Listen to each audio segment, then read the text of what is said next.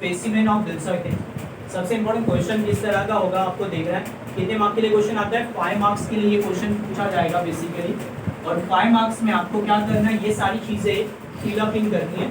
Okay, drawer, drawee, pay, period of bill, amount of bill, date of bill and date of acceptance. ये सारी चीजें आपको question में already दी होगी, वो सिर्फ आपको क्या करनी है, यहाँ पे फिल अप इन करनी है। क्या करनी है?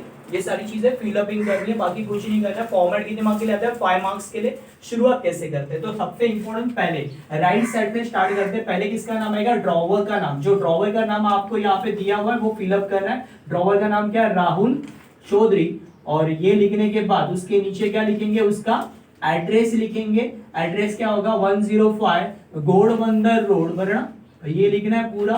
एंड उसके नीचे, बराबर, उसी के नीचे हम लोग को क्या लिखना है? डेट ऑफ बिल लिखनी है। घोड़बंदर रोड, थाने, ये पूरा लिख देना। उसका एड्रेस, पहले उसका नाम, उसके नीचे उसका एड्रेस, और उसके बाद आपको क्या लिखना है? Date of bill. क्योंकि बिल ड्रॉ जो करता है वही क्या करेगा? डेट ऑफ बिल लिखेगा। तो डेट ऑफ बिल किसके नीचे लिखना है? ड्रॉवर के नीचे लिखना है, 15 दिसंबर 2013।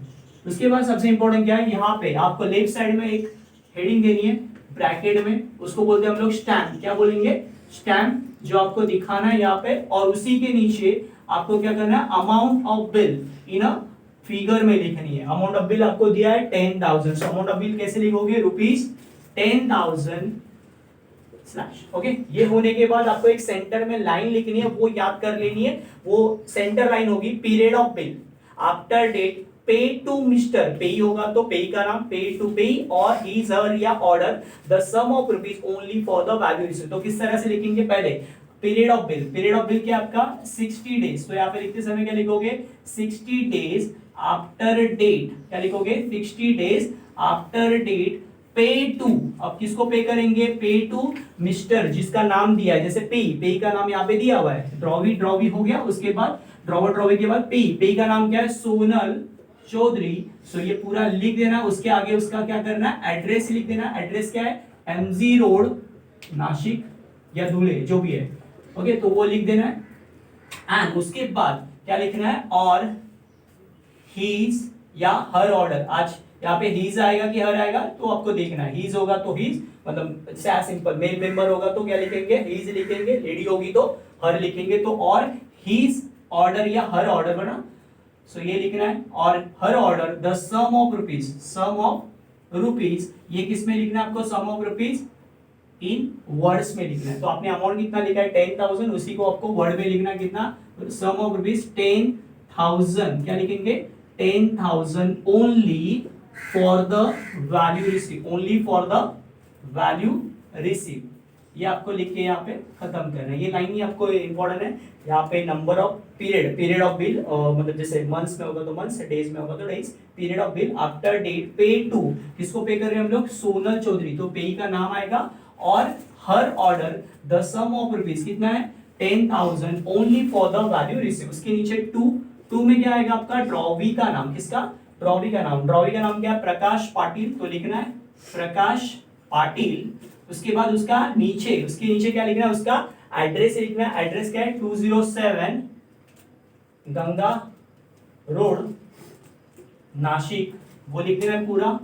एंड देन यहाँ पे ये हो गया ड्रॉवी का नाम और ड्रॉवी का एड्रेस। अब सेंटर में आपको हेडिंग देनी है एक्सेप्टेड। क्या हेडिंग देनी है?